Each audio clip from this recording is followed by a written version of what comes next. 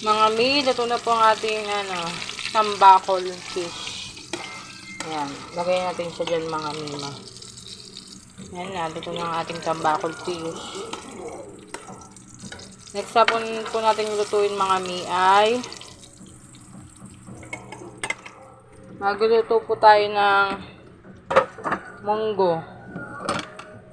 Munggo for the go. Ako na lang maluto ang ating fish.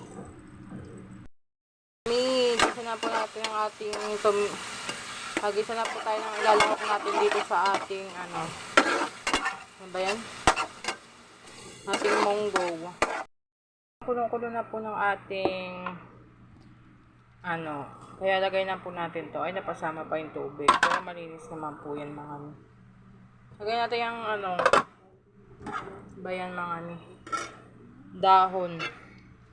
Dahon ng ampalaya for the go. Lagyan lang natin to ng pork cube and then chicharon. Kulo na siya, so lagayan natin ang ating chicharon na mahigit isang mangkok. Yan, napakadaming chicharon yan mga mi. Kailangan mo na ng chicharon.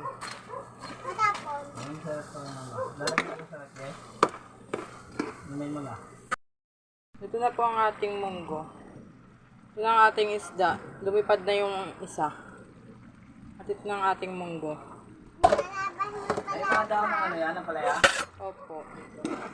Dami mo palaya, Yan na yung dahon ng ating ampalaya. Tapos yan na. Malapot-lapot po itong ating munggo.